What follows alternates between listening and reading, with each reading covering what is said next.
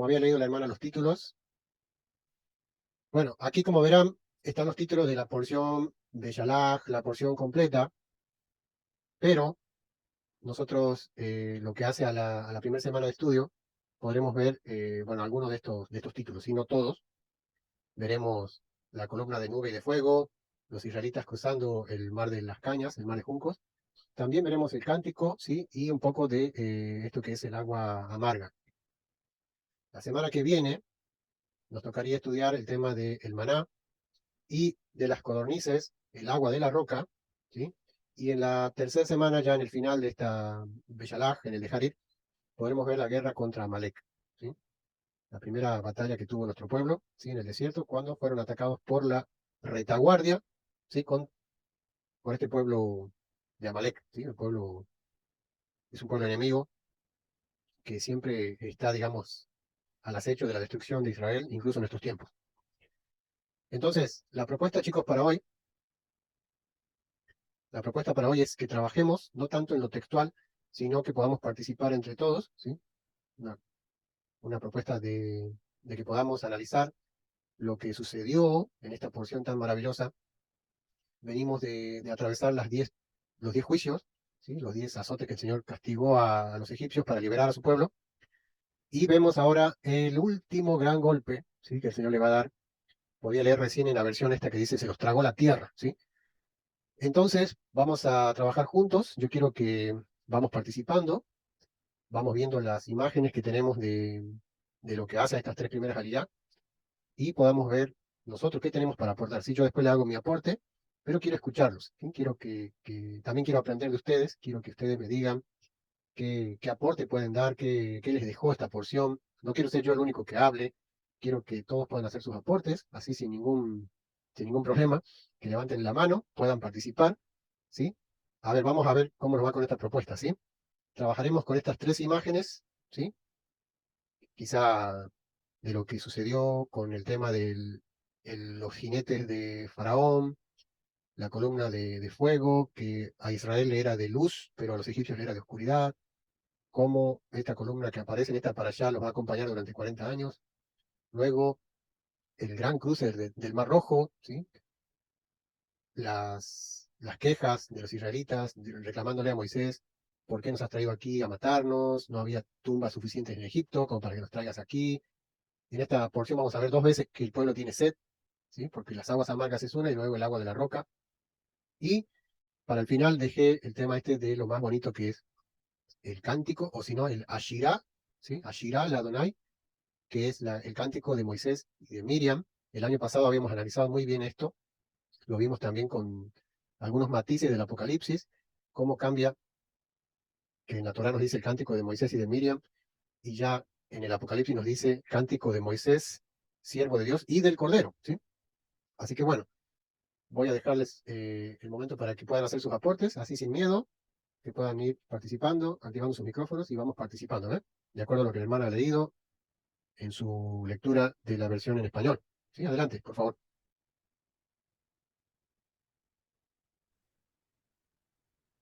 Hay una de las cosas para recordar, ¿no? Es cómo ya Moshe empieza a darse cuenta de que Israel es un pueblo de dura servicio, ¿no? Que ya antes de siquiera de salir de cruzar el Yam Sus, el pueblo empieza a quejarse. Ni siquiera habían comenzado el largo trayecto que iban a encaminar. Y de hecho, el pueblo le recuerda que ya antes, o sea, estando en Israel, estando en Egipto, ya se lo habían dicho, ¿no? Entonces, bueno, ahí creo que Moshe empieza a darse cuenta de esto, que cuán difícil es ser líder y guiar, ¿no? A pesar de que estaba bajo las órdenes de Adonai, porque todo lo que Moshe hacía era por su mandato, el pueblo de todas formas se quejaba, ¿no? Me gustó la versión de My Bible, no sé si la escuchaste, Daniel, viste que estaba en hebreo, cómo la dramatiza a la porción de las quejas. Está muy bueno. Lástima, no se puede descargar, pero está muy bueno escucharlo. La dramatización ahí es impresionante, se escucha el agua, se escucha los gritos y demás. Está muy bueno y bueno, comienza un largo camino para Mollé, ¿no? Hay una versión dramatizada de la Biblia que nunca más la pude conseguir. Te encargo, por favor, si me pones el nombre. Porque uno le da play y va escuchando, ¿verdad? Va escuchando como si fuese un radioteatro, así, ¿no? Claro. Estaría bueno Sí, para que sí. todos... Pero esta, la de My Bible es en hebreo, ¿no? Ah, de My People, no es de YouVersion, A ver, perdón. A ver. Ah, no, sí, sí, es YouVersion. es de No es la YouVersion. que yo tengo las dos, pero sí es YouVersion. Claro, Esa en tiene. hebreo. Mira, no sabía. Después lo compartimos para que todos veamos eso, que está muy bueno. Me llamó la atención la parte en donde dice, porque nosotros sabemos que todo lo de la entrega de las tablas, de las ordenadas, con todo va a ser más adelante, pero acá en esta parte, en donde dice que Mana le dio estatutos y ordenanzas y allí los probó. Me hizo como un ruido, ¿no? Que nos prueba él a través de ordenanzas y estatutos, como, bueno, la prueba que nosotros tenemos día a día, hoy inclusive, son las ordenanzas y estatutos. Me llamó la atención eso, porque Sí, sabemos que la entrega va a ser mucho más adelante, pero acá él ya entregó ordenanzas y estatutos. amén. Muy buen detalle, Laura. Luego, la semana que viene, cuando veamos lo del maná, también el Señor dice que el maná es para probar si andarían o no en sus estatutos, porque tengan en cuenta que el maná, el Señor les da una prohibición y o sea, le da un mandamiento positivo y uno negativo. Les dice que el negativo sería de que no pueden ellos acumular maná para el día siguiente, porque dice que se agusanaba. Y después, en el sexto día, le dice de que ese día sí tienen permitido almacenar, porque al día siguiente no iba a haber maná, ¿no? Entonces también dice de que fue para probarlos si andarían o no en sus estatutos. Y este tema del agua, de Mará, yo pienso que la prueba esa que pasaron ahí fue una prueba muy mesiánica, ¿no? Porque nosotros sabemos que Yeshua, el último día de la gran fiesta, él se paró y dijo, el que tenga sed, venga a mí y beba, ¿no? Entonces, ¿qué tipo de prueba sería que el Señor le puso ahí a los hijos de Israel? Una prueba mesiánica, ¿no? Una prueba de decir, a ver si son capaces o no de ir a beber al Mashiach, ¿no? Adelante, hermana Clarita, ¿te has levantado primero? Adelante. Sí, yo quería recalcar, vamos a decir, en la lilla número 1, cuando Dios, teniendo el poder para hacer salir el pueblo sin nada, el primero mostró el poder, o sea, lo que eran los dioses de ellos, que no eran capaces en contra de él, uno por uno le mostró. Y luego él tuvo que como esperar la aprobación del faraón para poder salir pudiendo salir, él pudiendo sacarlo, pero era legal. Digo, eso es lo que nosotros a veces tenemos que mirar, que aunque tengamos la capacidad o el poder de hacer algo, no olvidar la legalidad, porque eso hace a la integridad, vamos a decir, como dice en el estudio del carácter de Dios, Amén. ¿no? Y Sí, que él podía haberlo sacado, sin embargo, no lo sacó, esperó que Faraón diera su aprobación no, para hacer ver que él no es mentiroso, que él no es ilegal, él es legal. Lo mismo que le pasó a David cuando encontró al adversario de él, a este rey, que lo quería matar. Sin embargo, él tuvo la oportunidad de matarlo y no lo hizo. Y para demostrarle, le sacó un pedazo de su tela. Pero para demostrarle de que él había estado ahí, que no lo mató. ¿Por qué? Por la legalidad. Amén. amén, amén. Bueno, ¿cuál era la consigna del Shabbat pasado? Conviene que cumplamos toda justicia, ¿no? El Señor le dijo, así conviene que cumplamos toda justicia. Y bueno, el Señor no podía simplemente sacar a Israel, el faraón tenía que autorizar esa salida, ¿no? Y podemos ver cómo el faraón se fue quedando sin opciones, porque ustedes recuerdan, él dijo, creo que fue a partir de la segunda o tercera plaga cuando él dijo, en caso de ir, ¿quiénes irían? Y Moisés le dijo, iremos todos. Y faraón dijo, no, id vosotros los mayores, los varones, y dejad aquí a los demás, a los ancianos, a los niños, a las mujeres, y dice, id vosotros. No, no hubo arreglo, no hubo acuerdo. Luego dijo, bueno, está bien, llevad los niños y los ancianos, pero dejad los animales. Tampoco hubo acuerdo, ahí donde surge ni una pezuña, ¿no? Hasta que se terminaron yendo todos, ¿no? Pero el Señor siempre demandó ese permiso del que hasta entonces era el esposo de Israel, ¿sí? Por eso es que estaban, vamos a decirlo así, estando en esclavitud, el pueblo debía, digamos, requería de ese permiso. Adelante, hermano Claudio. No, bueno, quería aportar el hecho de que siempre Por ejemplo, en los comentarios de Black se hacía un ejercicio o él hacía la práctica de buscar al Mesías en la parashá, ¿no? Y literalmente en esta parashá, en estas tres aliyá, lo encontramos a Yeshua, ¿no? Me gustó el versículo 13 del capítulo 14. A ver, si no me equivoco. Sí, es este. eh, donde dice Aruet Yeshuat Adonai, ¿no? Hay una porción, el versículo completo dice Vayomer Moshe El Ha'am Al Tiraú Iteitzaihu Uru Et Yeshuat Adonai.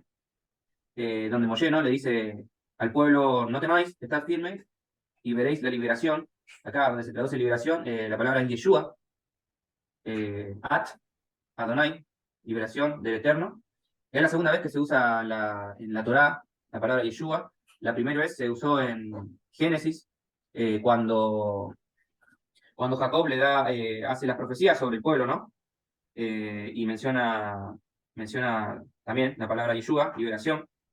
Entonces esta sería la segunda vez que se utiliza el nombre del Mesías, ¿no?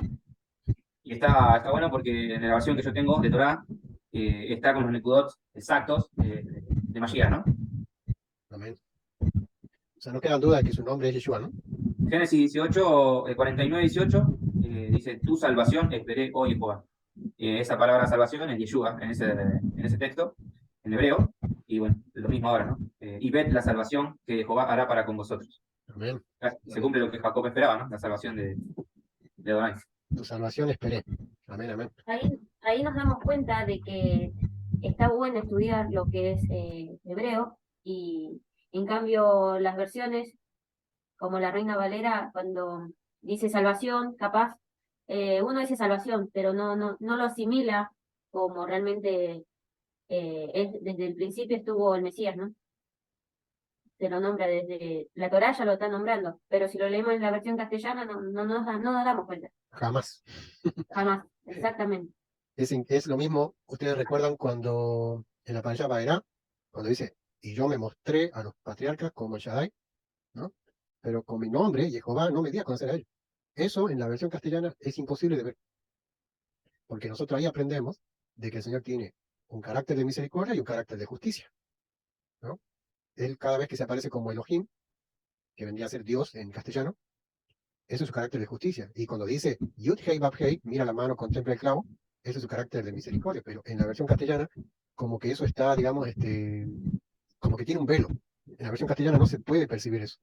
Hay que entrar, ¿sí?, en profundidad para poder descubrir eso, es lo que estamos viendo ahora, ¿sí? Esta palabra salvación, ¿sí?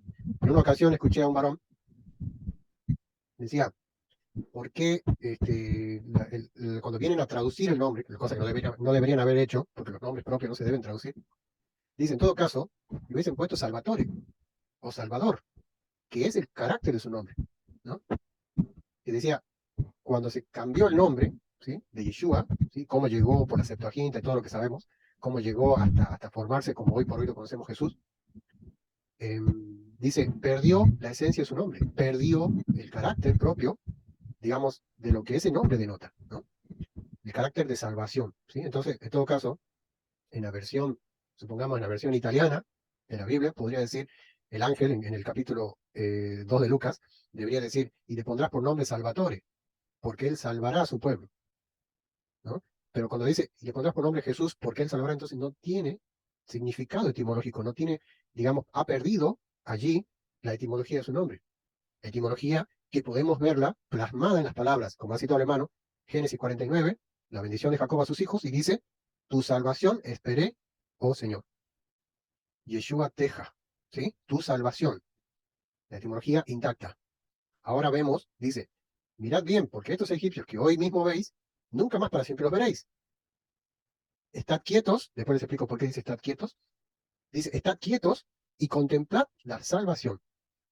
Contemplad la salvación que el Señor hace hoy por vosotros. Adelante, Juan, que tienes la mano levantada. Sí, a mí lo que me llamó la atención es una palabrita así que está en el 13:17, ¿sí?, que dice que Dios nos lo llevó por el camino de la tierra de los filisteos, ¿sí?, que estaba cerca, porque Dios era para que el pueblo no se arrepintiera. Y la palabra es miento, y mucha gente puede creer que es Teshuvá, pero la palabra ahí es Naham, ¿sí? La palabra es Nahal, y nos deja ver algo muy importante si vamos al pictograma de la palabra, ¿sí? La palabra Naham está compuesta por la Nun, la Het y la Men Sofit, ¿sí? Y si miramos, ¿sí? La Nun, recuerdan, en el paleo hebreo lo que significaba era una semilla, ¿sí? La Het era un cerco de protección, y la Men Sofit, o la Men, significaba agua. ¿Sí? Entonces ya la palabra acá, arrepentimiento o arrepienta, ¿sí? Nos está hablando de que siempre la semilla y el agua nos hace una alusión a la palabra, ¿sí? Y la gente nos hace alusión a un cerco de protección, ¿sí? O sea, la palabra Nahan nos está hablando de que la palabra, la semilla y el agua, que da la misma palabra, ¿sí? Es que un cerco de protección para nuestra vida. Y si miramos el valor numérico, la Nun valía 50, la Het valía 8, ¿sí? Y la Men Sofit valía 600. Si sumamos eso nos da 19. Y miremos lo que dice el Salmo 19 con respecto a la semilla y la palabra. Vamos para el Salmo 19. Salmo 19 dice así, hablando de la semilla, de la palabra, del cerco de protección. Dice, los cielos cuentan la gloria de Dios y el firmamento anuncia la obra de sus manos. Un día emite palabra a otro día. Una noche a otra noche declara sabiduría. No hay lenguaje ni palabra, ni es oída su voz. Por toda la tierra salió su voz, hasta el extremo del mundo su palabra. En ellos puso tabernáculo en el sol. Y este, como esposo que sale de su tálamo, se alegra cual gigante para recorrer el camino. De un extremo de los cielos es su salida, y su curso hasta el término de ellos. Y nada hay que se esconda de su calor. La ley de Jehová, ahí está, ¿sí? La ley de Jehová es perfecta, que convierte el alma. El testimonio de Jehová es fiel, que hace sabio al sencillo. Los mandamientos de Jehová son rectos, ¿sí? Que alegran el corazón. El precepto de Jehová es puro, que alumbra los ojos. El temor de Jehová es limpio, que permanece para siempre. Los juicios de Jehová son verdad, todos ellos justos. Deseables son más que el oro, más que mucho oro afinado, ¿sí? Y dulces más que la miel, y que destila de él panal. Tu siervo es además amonestado con ellos, en guardarlos hay gran galardón. ¿Quién podrá entender sus propios errores? Líbrame de los que me son ocultos. Reserva también a tu siervo de la soberbia, que no se enseñoreen de mí. Entonces seré íntegro y estaré limpio de gran rebelión. Sean gratos los dichos de mi boca y la meditación de mi corazón delante de ti, oh Jehová, roca mía, redentor mío. Entonces podemos ver que la palabra arrepentimiento, si no está hablando literalmente de un arrepentimiento como conocemos, de una teshuvá, de dar vuelta. Si no está diciendo que el pueblo se va a volver a Egipto, sino nos está hablando algo muy profundo de qué, de que dentro de la palabra Naham, arrepentimiento, ¿sí? Nos está hablando de qué, de la palabra del creador de su Torá y de que eso es un cerco de protección, ¿sí? Y que en guardarla hay un gran valor. Eso es lo que me llamó a mí la palabra, en esta palabra, Dani, la palabra en esa pequeñita Naham. Amén, Juan. Bien, allí lo estábamos viendo en pantalla también, ¿sí? Que justamente esta es la palabra, una de las palabras que más veces se repite, ¿sí? En esta porción. Incluso en el libro del Éxodo aparece 5 veces. Y me parece sorprendente de que en esta porción aparezca 3 veces, ¿no? La palabra milhamá, ¿sí? Que es la palabra guerra, ¿no? Incluso lo va a decir en 3 ocasiones, les he dicho en esta porción, para que los hijos de Israel no vean la guerra, ¿sí? Ya podemos abrir debate ahí también, con eso qué significa ver la guerra. Luego, el Señor es varón de guerra, y luego la guerra contra Amalek, que veremos al final de esta porción. O sea, 3 veces aparece la palabra guerra en esta parashá. Incluso ha sido llamada la parashá de la guerra, ¿sí? Además, viendo la connotación positiva, podemos ver que este Shabbat es conocido en el pueblo de Israel como el Shabbat Shirah, que es el Shabbat del cántico, y también el tema este de la guerra, ¿sí? El tema de la parashá de la Milhamá, ¿sí? La guerra. ¿Alguien más quiere aportar? ¿Sí? Si no, vamos a analizar un poquito las imágenes. ¿Qué tienen para decirme de esto, de la columna de nube y de fuego? A ver. Mirá, en la versión que yo tengo de Torá, me pareció bueno, interesante ver el hecho de cómo pareciese que se hubiese repetido la plaga de tinieblas en una parte, porque así lo deja entender el texto, ¿no? A ver si encuentro el versículo. Un segundo. O si alguno se acuerda la porción donde está en páginas separadas, por eso.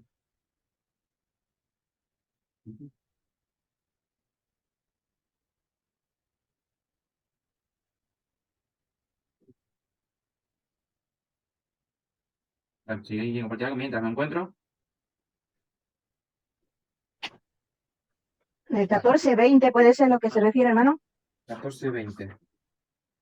Sí, me parece que yo la hermana Ruth. Falta una página. Sí, esa es Claudio, nube de tinieblas, dice, y tinieblas. Claro, 14:20. Dice, y se colocó entre el campamento de los egipcios y el campamento de Israel, constituyendo, dice así esta versión, nube y tinieblas para aquellos, mientras que alumbraba a Israel de noche. En toda aquella noche no se acercaron los unos a los otros. O sea, porque no se veían. Me trajo a la memoria lo de la plaga de tinieblas, ¿no? Donde el pueblo de Egipto ya, ya recordaba y tenía muy fresco esto que sucedía. Eh, y bueno, me rememoró eso, ¿no? El temor que pudieran haber sentido los egipcios al recordar esta plaga. Y bueno, donde ya ellos tampoco no tenían amparo en sus supuestos dioses, ¿no? A quién pedirles? De hecho, ellos no se nombra más ya a ningún dios, sino que los mismos egipcios nombran a Adonai cuando dicen que Adonai pelea por ellos contra Egipto y que mejor nos huyamos, ¿no? No Claro. piden, no ruegan más a ningún dios y lo único que hacen ellos es mencionar a Adonai. Ya, lo único que sale de su boca como dios bueno, es al Eterno, ¿no? Tal cual. Excelente aporte, hermano, porque este aporte como que nos abre un poquito para que hablemos, ¿sí?, de algunos temas, ¿sí? Por eso me gusta escucharlos, para más o menos saber en qué vamos a trabajar, ¿sí? Tú has dicho que todos los dioses de los egipcios claramente han sido derrotados, todas las triadas de dioses han sido derrotadas, y con las plagas, ¿no? Todas las triadas de dioses han sido avergonzadas y derrotadas. Pero yo le voy a comentar lo que dice el Midrash acerca de una deidad que se nombra en esta parashá, a ver quiénes están atentos. Me pueden decir qué deidad pagana se menciona en esta parashá, para ser exacto, en la primera liyá. ¿Sí? A ver así, si la recuerdan, hay una deidad que es mencionada en esta parashá. Si quieren les doy una pista. ¿Sí? Es un lugar. ¿Sí? Sí, el uno de los lugares. Está Es un- Girot y el otro es Baal, no recuerdo. Ahí está, Baal, Baal Zephon. ¿Sí? Baal Zephon. Zephon. Bien. Por eso le digo que es importantísimo el comentario del hermano, porque nos abre, ¿sí?, una ventanita para poder contarles yo este Midrash, que dice que, dado que todas las deidades egipcias habían sido avergonzadas, derrotadas, ¿sí?, totalmente destruidas, ¿sí?, es decir, todas las grutas, todas las imágenes, todo lo que hacía el culto a las deidades egipcias estaba totalmente eh, por los suelos, ¿no? Dice el Midrash de que el faraón de Egipto dice de que ofreció sacrificios a esta deidad pagana cananea, no era una deidad, ya ustedes pueden ver el nombre mismo de la deidad, no denota una deidad egipcia, ¿sí? No tiene el nombre de una deidad egipcia, esto tiene el nombre de una deidad cananea, totalmente cananea. Entonces dice que el faraón ofreció sacrificios a esta deidad porque dice de que esta deidad le estaba siendo favorable a faraón para retener a los hijos de Israel con fieras salvajes, ¿sí? Dice de que las fieras salvajes estaban como obstruyéndole el paso a los hijos de Israel, él no sabía muy bien dónde estaban, ¿sí? También nos cuenta el Midrash de que dice de que Faraón había enviado espías para saber dónde es que estaban los hijos de Israel. ¿Se acuerdan que el año pasado vimos que la misma pregunta que se hacían en el campamento de Israel se hacían en el palacio de Faraón? ¿Cuál era la pregunta? Los opresores querían volver a oprimir y los oprimidos, pero locamente querían volver a ser oprimidos. Ellos decían, ¿qué hemos hecho? O sea, de un lado se decía, ¿qué hemos hecho que hemos dejado ir a Israel? Allí podría parafrasearlo un poquito y decirle, ¿cuántos premios Nobel no dejamos escapar?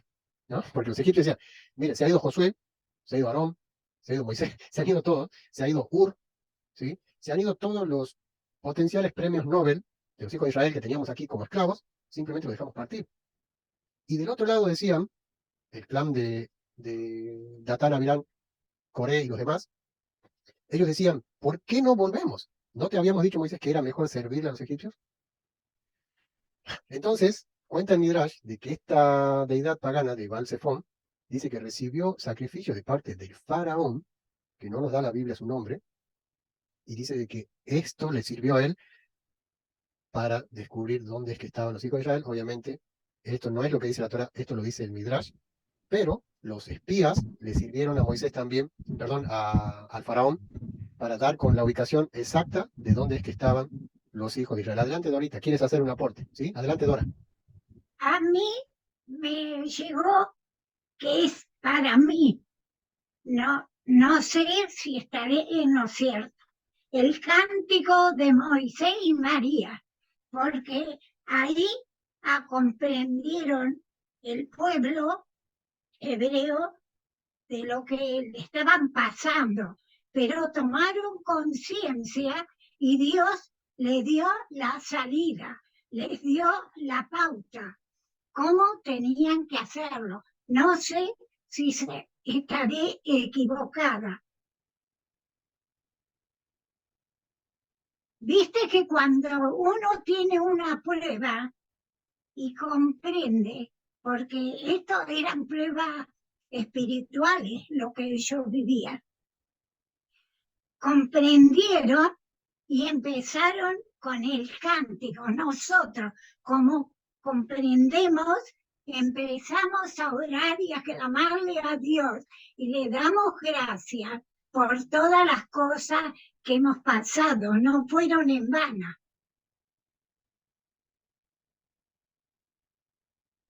No sé si estaré equivocada, Daniel. No, Dorita, de ninguna manera. Tus aportes nos ayudan a aprender, ¿sí? Miren, vamos a leer, les voy a contar algo bien bonito. Vamos a leer en un salmo, ¿sí? No sé si quién lo puede buscar. A ver, Salmo 6, verso 6, si no me equivoco, ya les digo cuál perfectamente.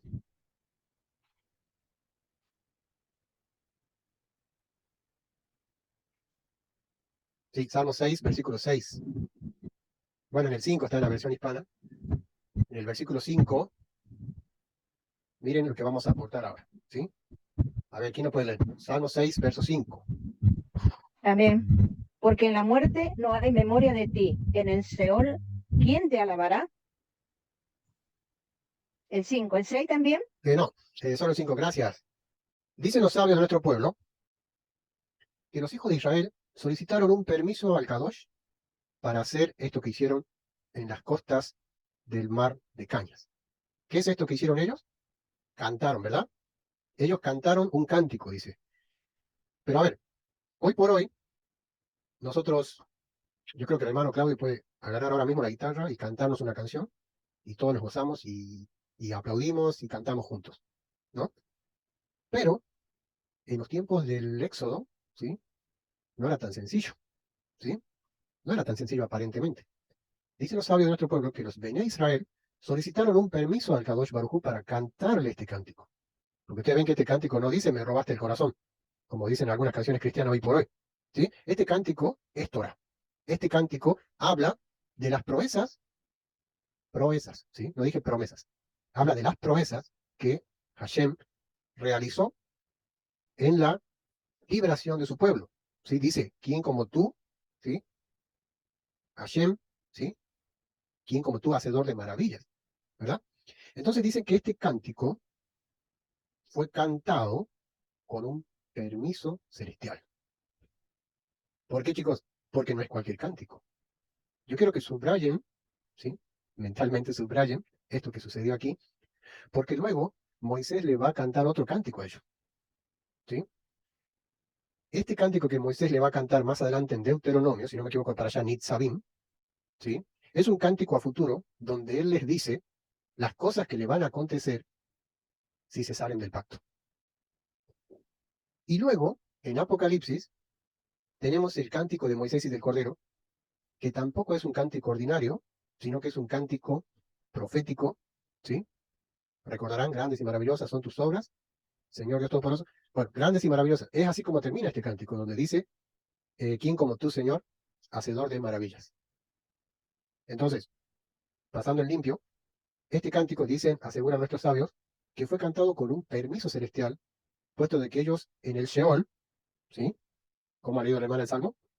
En el Sheol, o en la tribulación, o en la persecución, o en Egipto, o en Mitzraim, en el lugar donde se entra y no se sale, ¿sí? El lugar donde dice, en la entrada hay un cartel que dice prohibido entrar, y estando adentro hay un cartel que dice prohibido salir.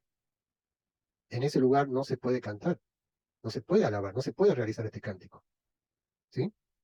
Entonces, el cántico de ahorita fue realizado en el momento exacto y fue realizado a fin de denotar las maravillas que el Señor realizó para liberar a su pueblo. Y lo cantaron Moisés y Miriam, la profetisa. Dice, adelante, Clau. No, es un aporte también sobre la para allá, pero no precisamente sobre el cántico. Así que no sé si querías continuar con eso y lo No, hago después o. no, ya terminé. Ah, bueno. Quería viajar un poco al futuro, a Bamidbar, capítulo 2, versículo 3. Sí, recuerdan la disposición de la ubicación de los campamentos alrededor del tabernáculo. Dice, eh, bueno, el capítulo 2, versículo 2, dice, los hijos de Israel acamparán cada uno junto a su bandera, bajo las enseñanzas de las casas de sus padres, alrededor del tabernáculo de reunión acamparán. Estos acamparán al oriente, al este, hacia donde sale el sol. La bandera del campamento de Judá, por sus ejércitos y por el jefe de los hijos de Judá. Bueno, y continúa, ¿no? Nazón y hijo de Aminadab. Y acá se tiene que venir a la mente un versículo que dice, ¿de dónde viene la salvación? ¿Verdad? ¿De dónde viene la salvación? ¿Recuerdan? Porque la salvación viene De los judíos. Amén. Judío. Amén, de Judá. ¿Y de dónde vino el viento que abrió el mar, no? Dice, ya ahora vamos a Shemot, capítulo 14, versículo 21. Dice, entonces Moshe extendió su mano sobre el mar y el Eterno hizo que éste se retirase con fuerte viento del oriente, del este, de donde viene el sol, ¿no? De donde sale el sol, que sopló toda aquella noche e hizo que el mar se secara, quedando las aguas divididas, ¿no? Y acá es una relación muy espectacular, ¿no? Esta vuelta que he dado, porque hablábamos hoy de salvación, de Yeshua, ¿no? Y de ese versículo que dice, ¿de dónde vendrá la salvación? ¿De dónde viene la salvación, no? Y de dónde vino el viento, ¿no? La Torá es impresionante, ¿no? Y bueno, sí, y ese viento, ese ruaj que sopló, ¿no? Impresionante, no podía venir más que del oriente, ¿no? Que del este. Amén. Ese era el pequeño aporte. Espectacular, Complementar. espectacular. Me gusta la dinámica porque están participando todos y me hacen acordar esos viejos midrash que ya tienen tela de araña aquí. Les voy a contar una de Nazón. Ha nombrado a Nazón, ¿no? Sí, Nachón, de la tribu de, ¿se acuerdan? ¿De qué tribu era? de Judá, hijo de Bueno. Aminadab. Bueno, es hijo de Aminadab, de la tribu de Judá. Bueno, ¿qué dice el midrash de Nachón? ¿Sí? Esto es sorprendente, ¿no? Creo que alguna vez se lo habré contado, no sé si en el curso o para allá. ¿Por qué la Biblia, a ver chicos, por qué la Biblia dice estad quietos y contemplad la salvación? ¿Por qué le diría estad quietos? ¿Qué estaban haciendo ellos para que el Señor le diga estad quietos a través de Moshe? Bueno, en nuestro pueblo, ¿sí? En nuestro pueblo hay dos tipos de Torah, ¿sí? Está la Torah escrita y la Torah, a ver quién me completa la frase, la Torah Hablada. oral, ¿sí? Torah oral. Entonces, lo que hace el Midrash, esas cosas, esos libros, ¿sí? Son la Torah oral, o sea, obviamente está escrito también, pero digamos, es la forma de que se ha preservado la tradición oral. Porque en ese tiempo no había recording voice, ¿no? Vale, lo que quiero contarles es acerca de Nachshon y cómo el Midrash dice de que Nachshon, como ustedes pueden ver ahí la foto, ¿no? Ahí la foto del cuadro este de Yamsuf, dice de que Nachshon ya estaba en el mar nadando, porque dijo él que él pensó que le iban a salir alas, ¿no? Dice de que él tenía tanta fe este varón, tenía tanta fe este varón de que el Señor como sea lo iba a sacar de esta situación adversa, que dice de que en su cabecita no entraba de que el Señor abra el mar. Dice de que él pensó que le iban a salir alas. Y dice que ya estaban nadando. Por eso el Señor les dice, estad quietos, porque dice que estaban inquietos. A ver, hay dos tribus, ¿sí? Que se querían volver. Luego había 10 tribus que querían pasar. Miren la diferencia allí. Que cómo después cambió la cosa. Cómo había 2 tribus que estaban bien y 10 tribus que estaban mal. Pero aquí dice que había 10 tribus que querían pasar y 2 tribus que se querían volver, ¿no? Ya podemos ver ahí más o menos de qué lado van los tiros, ¿no? ¿Por qué lado van los tiros? El tema de el séquito de Coré estaba compuesto por rubenitas, ¿no? Ya lo veremos más adelante, ¿sí? El tema de digamos, de la inconstancia de estos varones y de esta tribu más que nada, ¿sí? Pero dice el Midrash de que Nachshon se tiró de pecho al agua y ya estaba nadando cuando Moisés tuvo que decirle prácticamente que se queden quietos porque tenían que ellos contemplar la salvación porque Adonai iba a pelear por ellos. Un punto del año pasado, solamente para los que no estuvieron presentes. La expresión dile al pueblo que marche, ¿se acuerdan? ¿Hasta cuándo clamas a mí? Dile al pueblo que marche. Se puede traducir también dile al pueblo que sople. Eso se los conté el año pasado, si ustedes se fijan en la aplicación de Concordancia Strong. Cuando dice dile al pueblo que marchen, eso se podría haber traducido también como dile al pueblo que sople. ¿sí? Porque bien ha dicho el hermano, un viento, que ahí la palabra es para viento es ruaj, un viento, ¿sí? Del este abrió el mar, pero qué curioso de que el Señor le solicite al pueblo, ¿sí? Marchar, obviamente, en la traducción más simple de la palabra, pero otra posible traducción podría haber sido también, dile al pueblo que sople, ¿sí? Tengo varias manitos levantadas, así que no me quiero extender. Adelante, Juan. Sí, con respecto a lo que vos venís diciendo de Nazón, por ejemplo, a mí me llamó la atención en el 14:15 que dice, ¿por qué clamas a mí?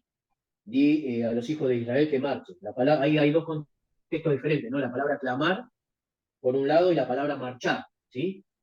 ¿Y qué nos deja ver esas dos palabras? Por ejemplo, clamar, la traducción en el hebreo ahí es sak, ¿sí? Sak. Y está compuesta por la sadik, la in y la kof, ¿sí? Y bueno, volvemos siempre al pictograma a ver qué nos quiere hablar esta palabra también, ¿no? ¿Qué es clamar? ¿Por qué clamas o clamar? ¿Sí? Y recordemos que la sadik era en el pictograma, ¿sí? ¿Recuerdan? Era un hombre acostado, yo no me acuerdo, pero también hablaba de necesidad, ¿sí? De una necesidad. La letra en el pictograma hebreo, ayin, ¿sí? Que nos hablaba de un ojo para ver, ¿sí? Y la kof, ¿de qué nos hablaba? De un tiempo y de un caos. Entonces, ¿qué pasa? ¿Cuál es la situación que están viviendo? O sea, ustedes imagínense que están cercados, están encerrados entre medio del mar y un ejército gigante, ¿sí? Entonces, si unimos todas estas palabras, ¿sí? Podemos determinar o podemos llegar a decir que lo que significa la palabra clamar, que en el tiempo de necesidad mi ojo te vigilará, ¿sí? En el tiempo de la necesidad mi ojo te vigilará. Entonces, ¿qué tenía que hacer el pueblo? Estar, como dijeron los hermanos recién, tranquilo. Porque ¿qué? Iban a ver, ¿sí? Iban a ver precisamente la salvación, en cierta manera. Y si vamos al valor numérico de las letras, la sadik vale 90, ¿sí? La in vale 70 y la cos valía 100. Si sumamos nos da 260. Y si volvemos a sumar, ¿sí? Nos da 8. Vamos al Salmo 8, como siempre, ¿sí? Otra vez en el Salmo, a ver qué nos quiere hablar el salmista. ¿Sí? Hablando de la gloria de Dios y la honra del hombre, ¿sí? Pero vamos a mirar, dice, oye Jehová, Señor nuestro, cuán nombre en toda la tierra. Recordemos que después de esta maravilla, que la que estamos viendo, la de la apertura del mar, todas las naciones alrededor, del otro lado del mar, conocieron esta hazaña. ¿Sí? Conocieron el Dios de los hebreos hizo esta hazaña, ¿sí? Has puesto tu gloria sobre los cielos, de la boca de los niños y los que maman, fundaste las fortalezas, ¿sí? A causa de tus enemigos, ¿sí? Para hacer callar al enemigo y al vengativo. Y en este caso, ¿quién era el enemigo y el vengativo? Ni más ni menos que Egipto, en cierta manera, ¿sí? Y la otra palabra que me llamó la atención, que está dentro del mismo versículo, es marchen, ¿sí? La palabra ahí para marchen en el hebreo es nasá, ¿sí? Que es lo que vos decías recién. Y está compuesta por la nun, por la samek y por la ain, ¿sí? Y si vamos al pictograma, la nun, ¿qué significaba? ¿Se acuerdan que era una semilla o un hijo? También podríamos decir semilla, hijo, ¿sí? La letra same nos hablaba de un soporte, de un apoyo, de una protección, ¿sí? Y la in nos habla de un ojo para vigilar.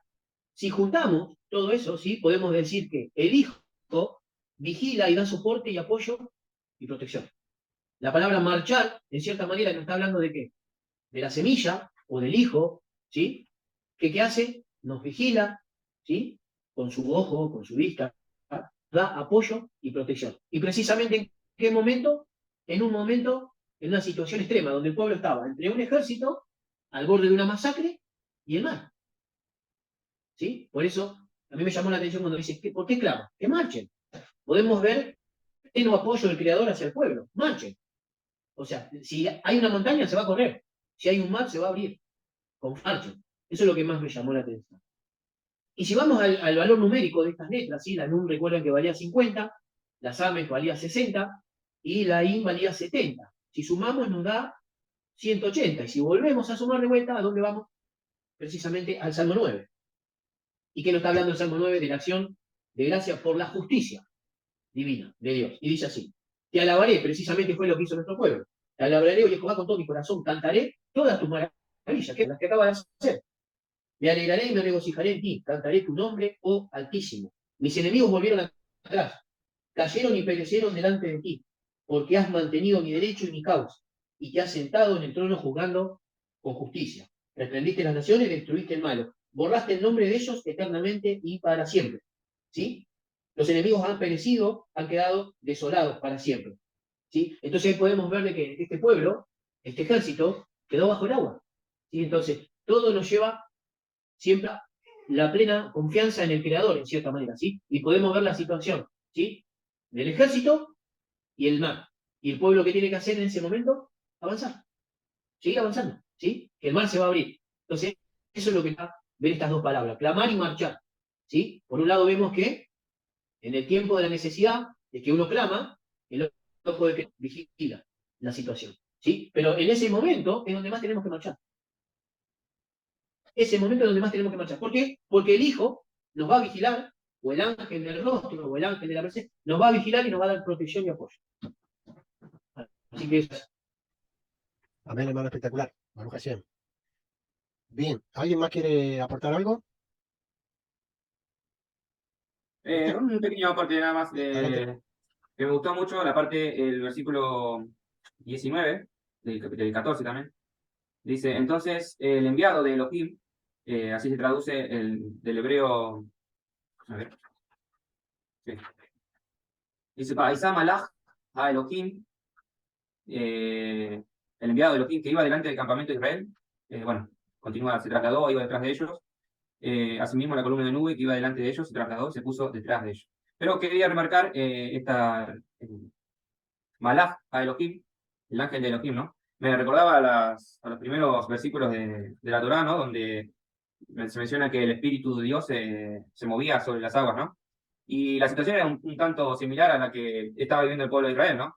Porque en Génesis 1:1 dice, bueno, la tierra, bueno, vamos a la Reina Valera, y la tierra estaba desordenada y vacía, y las tinieblas estaban sobre la faz del abismo. También se mencionan las tinieblas, ¿no? Y el Espíritu de Dios se movía sobre la faz de las aguas. Bueno, la diferencia acá es Waj y Malach, ¿no? Una dice, menciona el Espíritu de Dios y el otro dice el ángel de Dios.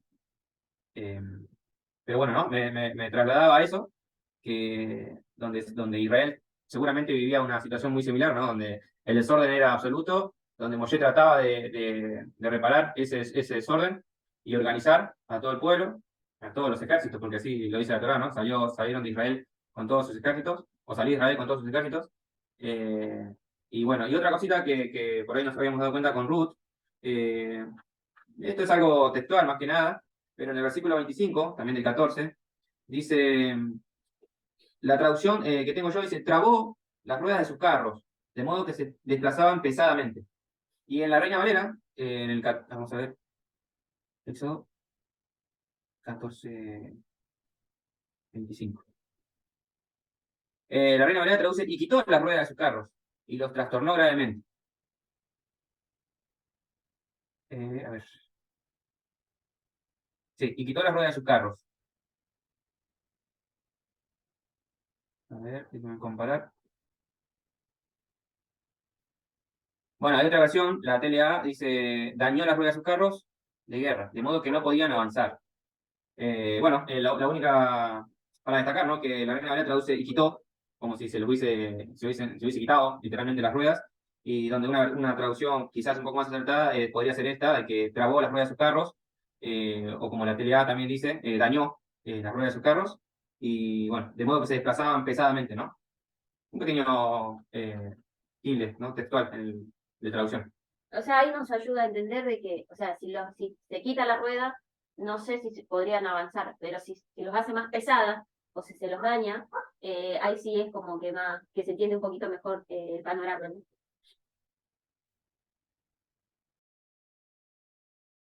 Amén, amén, sí se entiende. Tal cual, ya vemos ahí, el año pasado vimos el tema de la herencia de los carros de Egipto. La arqueología prueba de que antes de la invasión de los Hicsos, los egipcios no tenían carros, ¿sí? Los carros fueron introducidos en Egipto por la cultura de los Hicsos, ¿sí? Es decir, que la invención del carro no es de los egipcios, ¿no? Y ya vemos la estructura que tienen estos carruajes, como dice la hermana, sin ruedas, yo no sé, ¿no? Iba a ser más que nada un descontrol, porque ¿cómo podría ir el jinete si no tiene ruedas, ¿no? Está buenísimo el aporte, sí, nunca lo había pensado, pero está muy bueno. Bien, ¿alguien más? Aportes Sí, yo enriquecedores. quería, volviendo un poquito hacia atrás, acá en el mismo capítulo 14, quería resaltar estos dos versículos donde hay una maravilla de Dios tan impactante, como decía el hermano, mencionaba del ángel, el versículo 19 y el 20, que menciona el ángel que iba delante del campamento de Israel. Este ángel se apartó y se fue en la parte trasera, atrás, o sea, cuidando las espaldas. Y él mismo hizo, y la columna de nube esta semejante maravilla, que de un lado era tinieblas para los egipcios, pero del otro lado era luz para los israelitas.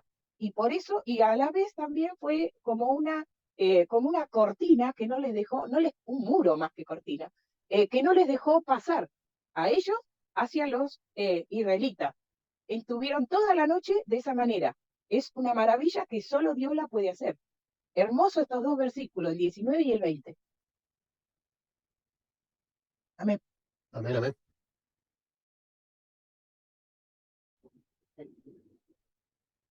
Ya nos vamos aproximando, ya te dejo, hermano, nos vamos aproximando a la entrega de la Torá, donde vamos a ver de nuevo la oscuridad. Se van a sorprender con lo que les voy a contar después. ¿Qué tenemos? Para allá Yitro, ¿sí? Para allá Yitro, cuando venga el tema de la entrega de la Torá, Matán Torá, y van a ver ahí algo sorprendente acerca de la oscuridad que he aprendido este año, que no se los puedo contar ahora, porque si no en ese Shabbat me quedo sin material, así que ya van a ver, ¿sí? En esta ocasión sí les puedo decir, que también lo vimos el año pasado, es esta columna que representa el malaj del Señor, el ángel del Señor, es bien para Israel, pero mal para los egipcios. ¿Sí? Aquí quiero que presten atención. La columna de fuego era benigna para Israel, pero maligna para Egipto. Yo les puedo asegurar, chicos, que eso es lo que hace, ese, digamos, el patrón que está marcado en la Torá, de que lo que es la Torá misma, o incluso el Señor mismo, ya lo vimos en la parashá anterior, donde yo les hablaba de una cosa es consagrar los primogénitos, otra cosa es que se te muera el primogénito. Ya vimos ahí el contraste que había entre Faraón padeciendo la muerte de su primogénito y luego a los hijos de Israel consagrando sus primogénitos, ¿sí? Que según mi interpretación es lo que entendíamos cuando el Señor dijo en Lucas, es mejor caer sobre la roca y ser quebrantado a que la roca caiga sobre ti y que te haga polvo. Es mejor estar en el campamento de Israel y que la columna de nube te sea de luz, a estar en el campamento de los egipcios y que la columna te sea de oscuridad. Es mejor que la Torá te sea de bendición y no de maldición. ¿Sí? Por eso es que cuando entramos en Deuteronomio 28, ahí entendemos por qué Gálatas dice la maldición de la Torá. Pero la gente hoy por hoy, yendo solamente a lo negativo, dicen, los pastores, los teólogos dicen que la Torá en sí es una maldición, y eso está mal. La Torá en sí no es una maldición, la Torá es como esta columna de fuego, como esta columna de fuego. Va a ser luz para ti, depende de qué campamento estés. ¿Me entienden lo que les digo? O sea, el punto es que lo que Dios pone aquí para nosotros va a depender desde tu perspectiva y desde tu punto de vista, cuál va a ser, digamos, el efecto que va a causar en ti.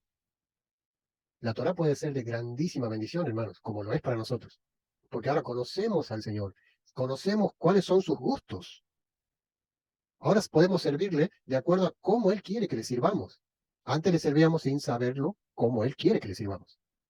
Por ejemplo, esto que tengo aquí, ya te dejo, hermano, que ha levantado la mano. Hay gente que le gusta dulce, hay gente que le gusta amargo. Y no vayas a cometer el error de darle un mate dulce a alguien que toma amargo. ¿Sí? ¿Qué te parece? Invitar a un amigo a tu casa y darle algo que a él no le guste. O por ejemplo, el café. No a todos les gusta el café. Hay gente que le cae mal el café y que tú le des café. Quizá te lo va a recibir por educación. Pero por dentro está diciendo, a mí no me gusta el café. ¿No es mejor conocer a la persona, conocer para servir? Es mejor conocer para servir. Y eso es lo que hacemos con la Torá. Conocemos para servir. Primero venimos a conocer, luego a servir. Porque no podemos servirlo al Señor sin saber qué son las cosas que a Él le agradan y cuáles son las cosas que le desagradan. La Torá va a venir a ser para nosotros luz o va a venir a ser para nosotros tinieblas, depende del campamento. Adelante, hermano. No, de acuerdo a lo que vos mencionabas, un claro ejemplo es lo que le sucedió a David, ¿no? Dice 1 Crónicas 21:7. Pero David le dijo a Dios, hice muy mal a desconfiar de ti y basar mi seguridad en el número de mis soldados. Te ruego que me perdones por haber sido tan tonto. bueno, haciendo un paréntesis acá, vamos a ver ahora más adelante que el mismo que trae el castigo para Adonai, para David, es el mismo Jehová a través de su ángel. Dice, entonces Dios le habló al profeta Gad y le dijo, ve a decirle a David que lo voy a castigar y que puede escoger uno de estos 3 castigos. 3 años de hambre en todo el país, ser perseguido por sus enemigos durante 3 meses, o que todo el pueblo sufra enfermedades y que yo envíe a mi ángel a causar gran destrucción durante 3 días. Gad fue y entregó el mensaje y le dijo a David, dime qué respuesta debo llevarle a Dios. Bueno, y David le dijo a Gad, me resulta difícil elegir uno de los 3, pero Dios es compasivo, así que prefiero que sea Él quien me castigue. No quiero que me hagan sufrir mis enemigos. Entonces Dios envió una enfermedad por todo Israel y murieron 70.000 personas. Acá, bueno, lo que vos mencionabas, ¿no? Lo relaciono con lo que vos mencionabas de qué lado estar, ¿no? Del campamento. Luego mandó un ángel para que destruyera Jerusalén. El ángel salió y comenzó a destruir Jerusalén justo en donde Ornán, el jebuseo, limpiaba el trigo. El ángel volaba y tenía una espada en la mano. David y los jefes del pueblo estaban vestidos con ropas ásperas en señal de tristeza. Cuando David y los líderes del pueblo vieron que el ángel estaba a punto de destruir la ciudad, se inclinaron hasta tocar el suelo con la frente. Entonces David dijo, Dios mío, yo fui el que ordenó contar a los soldados. Yo soy el que hizo mal y pecó contra ti. Por favor, no castigues a tu pueblo. Mejor castígame a mí y a mi familia. Entonces el ángel de Dios, Reúas, Elohim, envió a Gad con este mensaje para David. Ve y construye un altar en el lugar donde Ornán limpia el trigo. De inmediato David se fue a construir el altar. Mientras tanto, Ornán y sus 4 hijos estaban limpiando el trigo. Al ver el ángel, los hijos de Ornán se escondieron. Bueno, y más adelante es donde... a ver, ya más adelante dice, Dios escuchó su petición y envió fuego desde el cielo para quemar las ofrendas donde estaban sobre el altar. Y se arrepintió Dios al ver el sufrimiento de los israelitas, no de David, sino de los israelitas, y le dijo al ángel que los estaba destruyendo y matando, basta, ya no sigas. Entonces el ángel guardó su espada. No, bueno, es lo que vos mencionabas, ¿no? Que Uaj, Elohim, o sea, está para hacer todo el servicio de Dios, ¿no? Tanto el castigo como el camino de la salvación, ¿no? Amén, amén. Eso es cuando David contó, ¿no? Cuando David censó, y ya Sí. sabemos que está prohibido por la Torá contar a los hijos de Israel sin que los rescaten. Ahí el tema es cuando lo veamos en Kitizá, ya veremos la parasha Kitizá, cuando hagas un censo, aprenderemos un poquito de lo que es eso. Contar a los hijos de Israel no está permitido sin que se haga el rescate. La semana pasada hablábamos también del rescate, y Baruch Hashem, hermano, por tu aporte. Bien, no sé si quieren que hablemos de los huesos de José, para que no se nos escape. Hay un midrash bastante lindo acerca de los huesos de José, o la momia de José, como quieran llamarle. ¿Sí? ¿Cómo están ahora? ¿Están enchufados? La hermana Felicidad estaba levantando la mano. A ver, O es sea, que no me muestra a mí la... Ah, ahora sí te veo. Sí, sí, sí. Adelante, hermana. A ver. Sí, hermano, pues que es un estudio muy profundo, poderoso, y quería aportar un poquito a lo que estaban hablando hace más rato de las alabanzas de Moisés y también las alabanzas que hicieron cuando salieron, ¿no? Cruzaron el Mar Rojo, y la alabanza que hizo y lo de Apocalipsis también. Quería preguntar un poquito desde... Escuché a una persona que pues, también enseña hace, no sé, como muchos años. Yo todavía no estaba en Raíces Hebreas, pero claro. A un predicador escuché que estos himnos, el himno que habían cantado después de cruzar el Mar Rojo, se iba a alabar en la redención. Nosotros con Mashiach, los que en esa reunión que estaremos, los santos, todos los que estaremos, ¿no? Los rescatados y todos, cuando estemos delante de nuestro Mashiach. Ese era lo que quería nomás preguntar y también aportar, no sé, hermanos.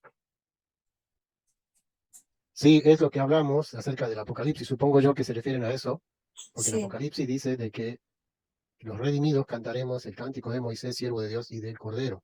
¿Sí? ¿Cuál es el cántico de Moisés? La gente que no conoce la Torah no saben a qué se está refiriendo cuando dicen el cántico de Moisés, siervo de Dios. Bueno, el cántico de Moisés, tenemos, como les he dicho, este que está aquí, el cántico, el Hashirá la Adonai, este cántico para el Señor. Y luego tenemos, como les he dicho, el cántico que es de advertencia por si se desvían ellos de los mandamientos. ¿Sí? Cuando dice, y Moisés les cantará este cántico para que les resuene a ellos y no se aparten de los mandamientos. Y hay 2 tipos de cántico de Moisés. Este es un cántico de regocijo, y luego vemos que hay un cántico de advertencia para que los hijos de Israel no se apartaren o no se aparten de la Torá. Está en Deuteronomio 28, si no me equivoco. Ujú.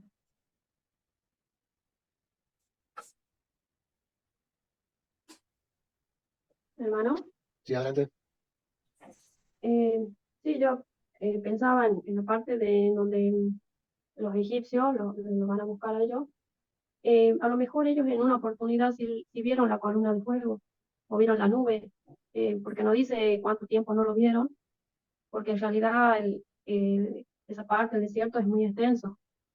Entonces ellos sabiendo de que a lo mejor esa parte se iban a dar con el mar, bueno, posiblemente lo hayan visto, Bien. ¿no? Sí, Eso es lo que podía también ver eso, ¿no? Que lo podrían haber visto a la nube o a la columna de fuego. Y ahí vemos que el Eterno lo envió por un lugar más largo, porque si iban por el lugar más corto se iban a encontrar con los filisteos. Y bueno, a ellos al ver que no estaban preparados como ejército, eh, al no estar preparados como ejército, bueno, era mucho más fácil para ellos, ¿no? Pero sin embargo el Eterno los mandó por un lugar más extenso.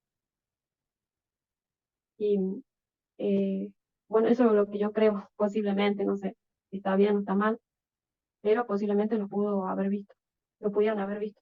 bien. Excelente aporte, hermana, porque nos va a invitar a investigar un poquito. Miren lo que les voy a mostrar ahora en pantalla. Importante que todos sepamos esto, ¿sí?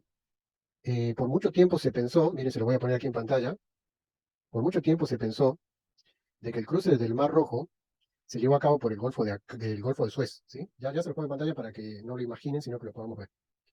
Durante muchísimo tiempo se pensó que el cruce del Mar Rojo fue a través del Golfo de Suez, hasta que un arqueólogo llamado Ron Wyatt, que ya lo habrán escuchado nombrar, si no lo han escuchado nombrar, bueno, hoy lo van a escuchar nombrar, el Sí, arqueólogo Ron Wyatt, él descubre que de acuerdo al relato bíblico, el cruce del Mar Rojo no pudo haber sido en el Golfo de Suez, sino en el Golfo de Aqaba, y ahora mismo se lo estoy preparando para mostrárselo porque no lo tenía pensado. Pero, de acuerdo a su pregunta, a su aporte, lo vamos a ver. Es importante que todos manejemos la misma información, ¿sí? Ahora se los muestro. Aquí.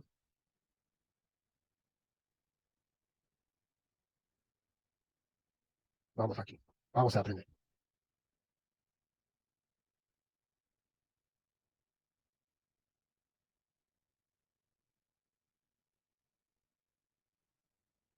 Vamos a ver aquí.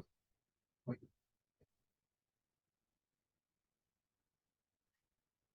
Como decía, durante mucho tiempo se pensó de que el cruce del Mar Rojo fue por esta dirección, ¿sí?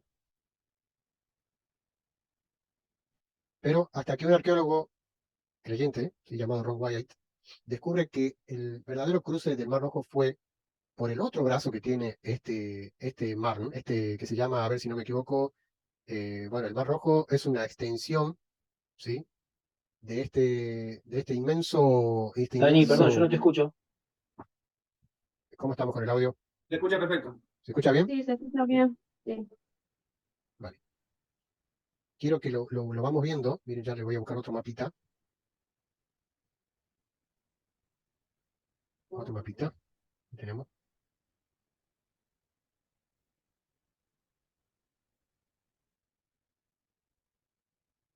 Aquí.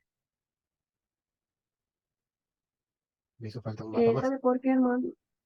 ¿Sabe por qué le digo? Porque de acuerdo a eso, el Eterno preparó todo para que él también se pudiera glorificar y manifestarse a través del Mar Rojo, ¿no? Abriéndolo. O sea, fue permitido para que eso pasara. Claro, por eso le digo que tenemos que descubrir bien por dónde es que fue el cruce, para que estemos situados bien en la parte geográfica. ¿Por qué? Porque mucha gente piensa de que esta columna de nube, que les impedía el paso a los egipcios, simplemente estaba allí y que había desierto para un lado y desierto para el otro. Lo que yo les quiero mostrar aquí con esto,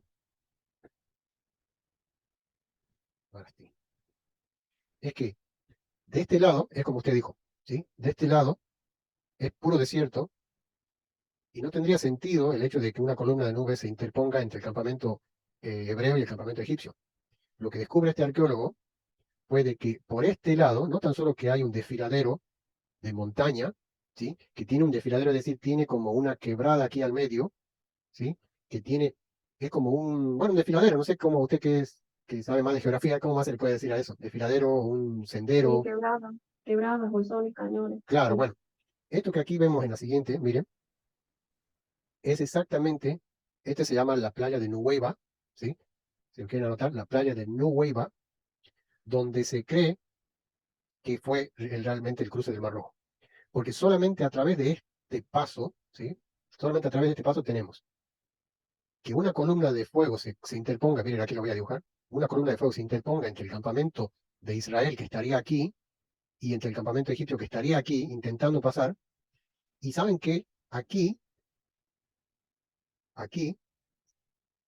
se encuentra un terraplén natural que estaba preparado para el día y hora, cuando el Señor abrió el mar, dice de que aquí está probado, ¿sí? De que hay como un terraplén natural ahí dentro, que no permite que digamos, la profundidad a ver, nunca se han puesto a pensar cómo iba a ser el cruce del Mar Rojo con una profundidad impresionante que tienen, digamos, los mares, los cruces, normalmente son profundos realmente. Imagínense si aquí flotan terribles embarcaciones, quiere decir que la profundidad tiene que ser muy grande. Pero esto estaría pasando de este lado, ¿no?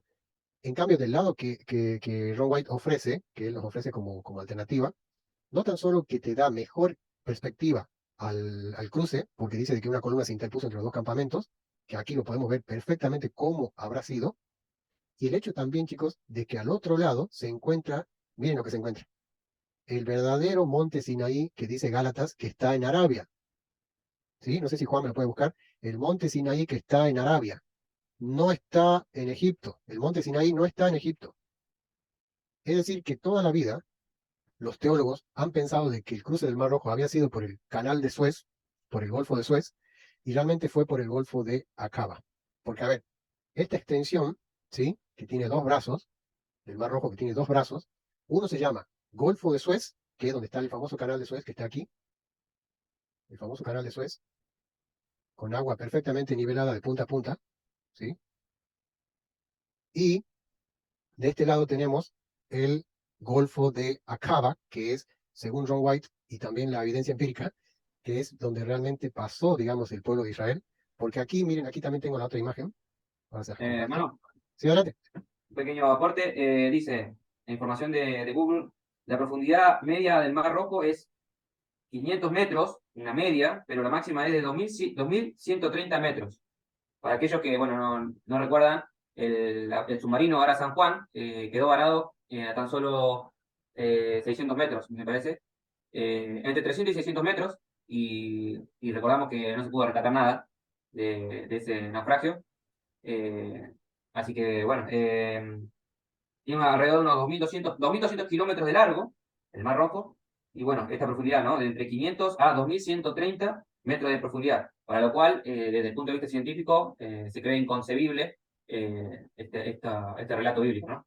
Que se haya podido cruzar a pie el Mar Rojo. Muchas gracias. Espectacular aporte. Gálatas 4:25, Dani, Adelante. la cual es una alegoría, pues estas mujeres son los dos pactos, uno proviene del monte Sinaí, el cual da hijos para la esclavitud, esta es Agar, porque Agar es el monte Sinaí, que está en Arabia. A Ahí ver. está. Entonces, si el monte Sinaí, miren, chicos, miren cómo vamos armando las piezas de rompecabezas, ¿no? Si el monte Sinaí, gracias, Memo. Si el monte Sinaí está en Arabia, entonces, ¿cómo durante 1800 años, se pensó en la teología cristiana de que el cruce del Mar Rojo fue por este lado y de que llegaron, dice, uy, mire que ya me cambié de mapa, perdón. Vamos a hacer zoom aquí, que como dijeron ellos que fue por este lado, por el Golfo de Suez, y dice de que cruzaron al otro lado, obviamente se deshicieron de los egipcios, y a este lado ya recibieron la Torá aquí en Sinaí. Cuando Gálatas mismo te dice de que el monte Sinaí, el verdadero monte Sinaí, aquel que tiene el pico quemado, no sé si sabían, que el monte Sinaí quedó con el pico quemado, también lo descubrió Ron White, está en Arabia, no está en la península que hoy por hoy esta península es conocida como península de Sinaí, ¿sí? pero no es el monte Sinaí. Esto viene a ser Egipto, hoy por hoy pertenece a Egipto. Daniel. Sí. Quizás eso lo haya llevado a pensar el hecho de que el Golfo de Suez dice que tiene una profundidad máxima de 18 metros. O sea, nada, ¿no? Claro, Cuando Adonai tranquilamente puede haber abierto, no sé, la Tierra, ya, partir el planeta en dos, pero bueno, creo que la máxima glorificación para él fue haberlo hecho ahí, ¿no? Precisamente en el Yam Suf, con esa profundidad, ¿no? Tan claro, tremenda, casi de mar, o sea, de mar. Como le decía recién, el Lara San Juan, para confirmar bien, está a 800 metros de profundidad y no se pudo rescatar con toda la tecnología que tenemos hoy. Imagínense que los carros insignificantes de Faraón, no sé, a 300 metros ya hubiesen quedado despedazados, o a mucho menos, ¿no? Imagínense a esa profundidad. tal cual. Pero no sé si habían escuchado hablar de este terraplén que descubre Ron White. Miren aquí. Sí, o sea, obviamente yo creo en las profundidades que nos dice ahí los datos esto, porque mirá lo que es esto. Esto ya vendría a ser una profundidad espantosa, ¿no? Esto es impresionante. Y esto, chicos, vendría a ser como una tomografía del Mar Rojo, ¿sí? Es como una tomografía, valga el nombre, ¿no? Que le acabo de poner, de la profundidad del Mar Rojo. Y dicen, yo los invito a que investiguen, no me lo crean a mí, investiguen si este terraplén existe, ¿sí? En la geografía del Mar Rojo. ¿Por qué? Porque es exactamente el lugar donde yo le he dicho que está el desfiladero este que está aquí, miren, de Nueva, y donde se hace el cruce por esta pasarela natural de que el Señor tenía preparada allí para el día y hora exacto, ¿sí? Para cruzar, ¿sí? Entonces, imagínense que el cruce haya sido por aquí. Un poquito, después de cruzar necesitaríamos hacer un poquito de alpinismo, ¿no? Un poquito de alpinismo para poder cruzar y llegar al otro lado. Recordemos que iban ancianos, enfermos. O sea, yo no me imagino, recuerdo el video que compartió Claudio, cómo salió el pueblo. Bajar todo eso, no como vos decís, un alpinismo no creo que pudieran haber hecho, pero sí el Eterno facilitarle, como va a ser un terraplén, para que les sea más fácil el cruce. Tal cual. Así que, Que ya venían complicados con miedo y todo. Yo creo que fue así porque el Eterno es tan bueno. así que miren la geografía, chicos, miren la geografía que tiene la playa de Nueva, miren las montañas que tiene. Incluso si ustedes pueden buscar ahora mismo una foto de la playa de Nueva, que sea una foto de la playa, no una foto satelital, sino una foto de la playa, van a ver de altísima que son las montañas rocosas de lo que se conoce como estepa, ¿sí? Eso es un desierto de estepa, no es un desierto de dunas, un desierto de arena, no, es un desierto de estepa. Pues eso es lo que significa Bemidbar, ¿sí? El libro que empieza luego, ¿sí? El libro de números se llama, en hebreo se llama Bemidbar, que significa en la estepa. No significa desierto de arena, desierto con dunas, ¿sí? No, significa desierto, pero en el sentido de la estepa, es decir, no hay más nada que roca, ¿sí? Pura roca y algo de vegetación para los animales, porque nunca nos olvidemos de que los animales que los hijos de Israel se llevaron de Egipto también necesitaban comer y no iban a comer maná ni codornices, ¿sí? Ellos necesitaban también pastizales para comer, ¿sí? Que también se encuentran en la estepa. Así que bueno, ven que con los comentarios de ustedes podemos aprender, ¿sí? Se puede aprender muchísimo. ¿Sí? Porque es importante. No sé, a ver, quiero que participen. ¿Cuántos sabían acerca de esto? ¿Cuántos habían escuchado hablar acerca de Ron White, el grandioso arqueólogo, gracias por levantar la mano, el grandioso arqueólogo que el Señor levantó en el siglo pasado, ¿sí? Ya podemos decir el siglo pasado, porque ha descubierto cosas maravillosas, las cosas que descubre este varón. Adelante, Dora. Yo te puedo decir, porque visité Israel y me llamó la atención el mar, pero los muros de tierra inmensos que miraba el mar muerto y la muralla que está detrás del mar muerto, yo decía, ¿qué hay ahí? ¿Por qué están esas murallas? Ahora comprendo por lo que vos decís. No lo sé expresar muy bien porque estuve en la cueva de David cuando él lo buscó a cómo es, al enemigo y le cortó el pedazo del, cómo es, del manto, pero miraba eso que está allá arriba y caía una muralla abajo de agua. Yo digo, ¿cómo podrán subir allá? Pero era en ese tiempo que estaba más alto todo, que era lo plano, que ellos se escondían por las cuevas. Pero hoy se ve eso, la muralla inmensa. No sabés lo que es eso, verlo. Y yo decía, ¿cómo habrán cruzado todo eso? No me lo imaginaba. Ahora comprendo cómo han cruzado el Mar Rojo de un lado a otro, que solo Dios lo pudo hacer. No sé si estoy en lo cierto. Yo lo vi. Es impresionante. Dios quiera que todos los que estamos estudiando puedan ir y conocer esos mares, esas cuevas, ese rol que tienen ahí, que está, como es el mar muerto, sobre la muralla y sobre lo plano. No lo sabría explicar bien, por eso miraba a los chicos, a Claudio, que ellos son de la Marina, que han viajado, que te lo pueden explicar, porque a mí me quedó impresionante a mi vista y a mi mente, porque no lo sabría descifrar, pero que me llamó la atención, sí. Amén. Amén, amén. Aparte, hermano, dice que en poco tiempo lo cruzaron, ¿no? Eso dice en los comentarios, en 5 horas. Sí, estaba viendo que el ancho máximo puede llegar a ser de unos 300 kilómetros. Así que bueno, puede ser aproximadamente ese horario. Caminando, sí. Si se entiende, 300 kilómetros aproximadamente en un auto, 3 horas podrían haber sido. Bueno, caminando, sobre todo un poco más extraordinario, ¿no? El hecho de que lo hayan hecho en ese tiempo. Yo creo que lo hicieron corriendo. Sí. Creo que lo hayan hecho lento, paseando. El comentario dice que ellos, como tenían la nube y como tenían la columna, caminaban todo el tiempo. O sea, Claro, y mañana además tras noche, y es factible que descanso. haya sido por ese terraplén, ¿no? Porque si tuviesen que haber ido por la parte profunda, por la parte que aportando también a eso, estaba viendo un aporte científico, ¿no?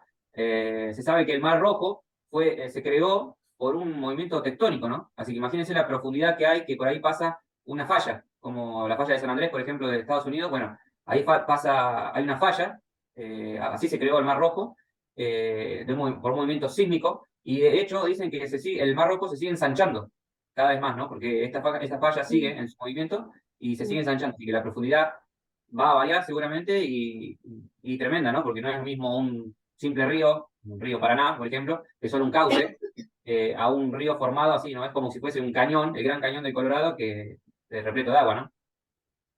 Y si esa falla sigue creciendo, probablemente en el tiempo que sucedió esto sería mucho más chica de lo que es hoy, por eso por ahí la explicación de los 5 días, si es que tardaron 5 días, ¿no? Y yo creo que, no sé si en el video este que menciona Daniel, hablan también del fenómeno de las mareas, ¿no? Que hizo que el agua no solamente se utilizara el terraplén, sino que las mareas en ese momento también ayudó a que el agua tuviera menos profundidad, digamos, en el cual ellos pudieron pasar. Y con respecto a las profundidades y todo eso, a ver, no sé si me equivoco, Daniel, creo que en el video él dice que encontró pruebas como ruedas Sí, sí, sí. de ese tiempo, que datan de ese tiempo, entonces como que eso confirma la teoría de, si bien algunos muchos lo trataron de loco este hombre, porque inclusive hay unos videos cuando él encuentra supuestamente el arca también, hay videos que yo le creo, personalmente, pero bueno, hay mucha gente que descree, bueno, más que nada reticente a los que no son por ahí tan creyentes, no le creen, dicen que por ahí no es cierto lo que dice, pero yo creo que hay bastantes pruebas como para decir sí, fue por ahí. Sí, porque es que manejamos el mismo lenguaje del tema de los Ixos. A ver, cuando aprendimos el tema de los Ixos, yo les había dicho que incluso yo lo había mencionado como una tercera enmienda en cuanto a mi aprendizaje de la Torá. ¿Por qué? Porque uno piensa de que el faraón que coronó a José es un faraón, digamos, descendiente de Cam, quienes son enemigos perpetuos de los cananeos, es decir, de los semitas. Entonces ahí cuando dijo el hermano que el ateísmo como que se niega a creer en la Biblia cuando dicen, a ver, yo no creo en el cruce del Mar Rojo porque es que nadie puede cruzar 800 metros de profundidad y salir al otro lado, porque ellos desconocen descubrimientos arqueológicos como el de Ron White. Y como les he dicho, mucha gente pensó de que la Biblia era una fábula hasta que se descubren pueblos como el pueblo de los hititas, que el único libro que mencionaba al pueblo hitita era la Biblia. No había ningún libro de historia que mencionara al pueblo hitita. Entonces los ateos decían de que la Biblia no podía ser cierta porque nunca nadie había descubierto nada acerca de los pueblos de los hititas, o de los eteos, por ejemplo. Hasta que la arqueología descubre al pueblo eteo, o los hititas, y dice, ah, mira, la Biblia tenía razón. Bueno, con esto pasa lo mismo. ¿Por qué? Porque, como les he dicho, durante 1800 años se pensó de que el cruce había sido por el Golfo de Suez, pero luego un arqueólogo viene y descubre que el cruce fue por el Golfo de Acaba, y que fue nada más y nada menos por la playa de Nuweiba, por el terraplén natural que hay allí.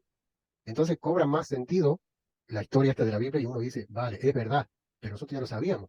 Y yo sé que los cristianos del 1800 para abajo también lo creían, por más que no se haya descubierto por dónde había sido realmente, pero también lo creían. Aunque Pablo lo sabía muy bien que el monte Sinaí estaba en Arabia, sino que ellos trataban de hacer entrar la pieza de los dinosaurios ahí, ¿no? Donde no está, trataban de hacer entrar la pieza del rompecabezas ahí donde no va, pero querían que entre igual.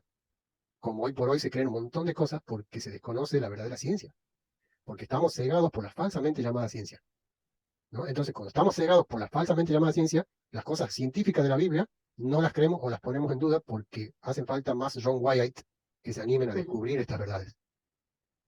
¿Sí? Entonces, yo también le creo a Ron White, como dijiste Laura, yo también le creo. Yo creo en todas las cosas que él ha descubierto, porque se maneja empíricamente. Entonces, aquí en imagen vemos una potencial imagen de un carruaje que fue encontrado justamente en este cruce de Acaba, del Golfo de Acaba, ruedas de carros, ¿sí? Que según dicen pertenecieron a los carros del faraón. Aquí está otra evidencia que también encontró él, son digamos, las columnas de Salomón, que las puso en Nuweiba, no las puso en Golfo de Suez. Miren que yo creo que Salomón estaba más cerca que nosotros, ¿no? En el tiempo, al cruce del Mar Rojo, y Salomón levantó estas dos columnas, ¿sí? No sé si sabían acerca de esto. Esto también prueba de que el cruce fue por el Golfo de Acaba y no por el Golfo de Suez. Todo este material lo podemos leer después, yo se los compartiré. Está también lo del monte Ararat. También descubre un poco del arca de Noé también. ¿Ven los pilares que erigió el rey Salomón? Justamente por el cruce del Mar Rojo. A ver, Salomón no era ningún bobo. Salomón fue conocido como el hombre más sabio del mundo, de la historia. Y él coloca estos dos pilares, pone uno del lado de Nuweiba y el otro del lado de Arabia Saudita. ¿No? ¿Marcando qué? Eso es un monumento al cruce del Mar Rojo. Ahora, mi interpretación hoy muy casera de mí, o sea, no sé cómo decirlo, pasa que en la cabeza nos metieron, como nos muestran en las películas, que había una profundidad terrible y de golpe las aguas empiezan a abrirse así como dos muros y pasan entre medio y después. Yo creo que las condiciones que se dieron en ese momento no son como las que nos muestran en la película, seguramente en un lugar playo, no tan hondo como nos muestran. Dios sí, Él facilitó y dio todo las herramientas para que ellos pudieran cruzarla, pero no precisamente como nos muestran, que era una profundidad exorbitante, que el agua se levantó, simplemente que, bueno, propició un lugar playo en todo ese mar, que solamente Él sabría, porque por ahí no tenían las herramientas como para saber eso, y que ellos pudieran pasar el mar, las condiciones climáticas también, como te dije, las mareas y todo eso, dio el Padre como para que ellos pudieran pasar, no es que es así como nos muestran en la película, que en el medio de una profundidad impresionante se abrieron las aguas y ellos pasaron y después las aguas volvieron. Yo creo que sí dio el lugar propicio, que no era, creo yo, ¿no? A esa profundidad que creemos para que ellos pasaran. Y que después, no sé, yo pienso, en mi imaginación, se dio, no sé, algún también factor climático para que esas aguas subieran y de golpe los egipcios terminaran como terminaron. no sé, puede haber sido un tornado, algo que hizo que las aguas subieran de golpe y y ellos no pudieran escapar.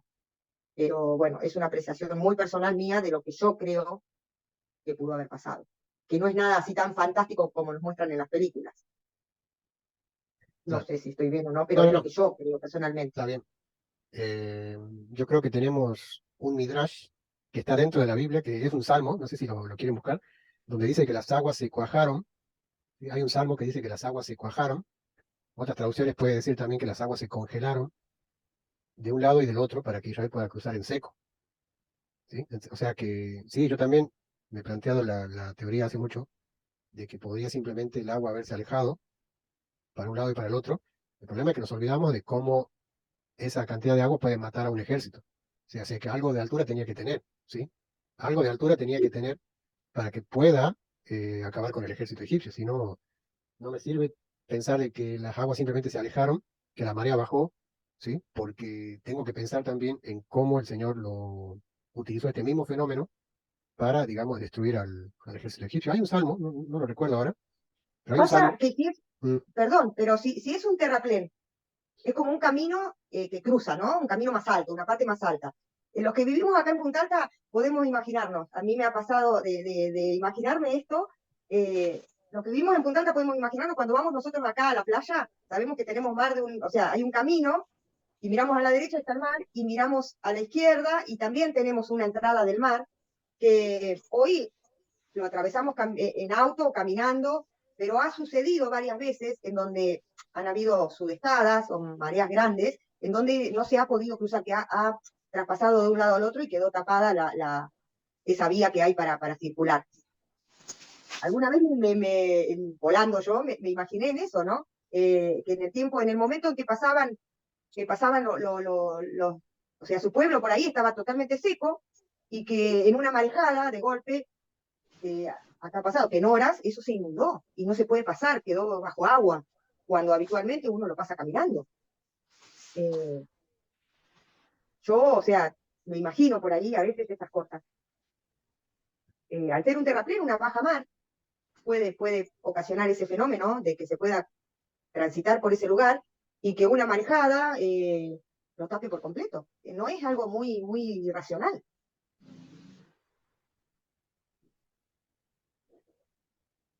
Dani, dijiste Salmos, porque yo lo encontré, Éxodo 15:8, al soplo de tu aliento se amontonaron las aguas, se juntaron las corrientes como un montón, los abismos se cuajaron en medio del mar. Ahí está, vale. Es en Éxodo entonces. 15:8. Y está en el cántico. Está en todo el cántico. Sí, sí. Sí, lo que pasa es que después se repiten los salmos. Si no me equivoco, es el 116, creo que, no me acuerdo ahora. Pero creo que es un salmo en ese que dice, porque para siempre es su misericordia, igual si lo buscan con esa palabra, porque para siempre es su misericordia, dice, vuelve a repetir eso, de que las aguas como que las aguas se endurecieron allí. Ahí estaba buscando Laura el mapa Sí,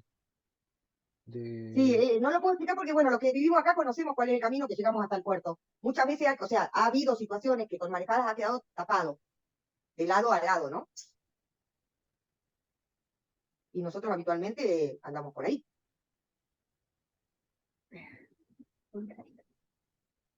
Yo no sé si en mi fantasía ustedes me logran entender los puntaltenses, lo que yo quiero decir.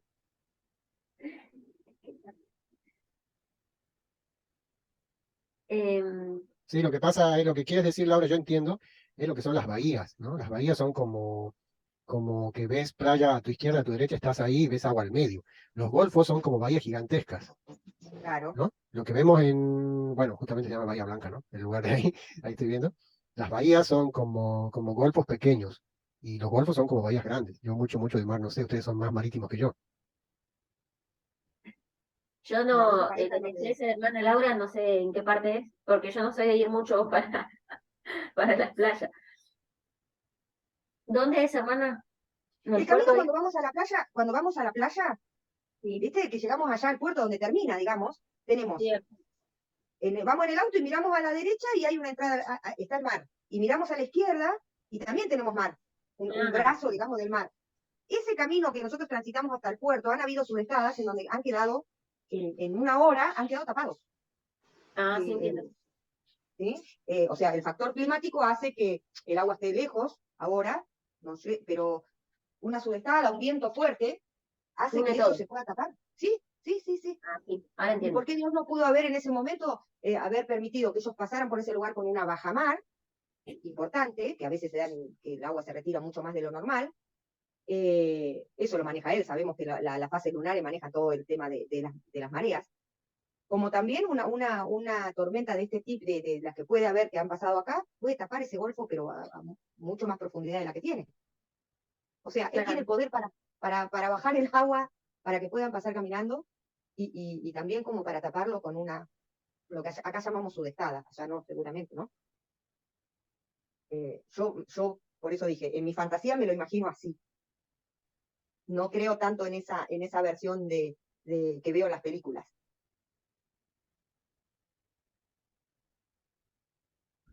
Bien. Bueno, chicos, hasta aquí sería el estudio de hoy. Tenemos ahora el estudio de los niños.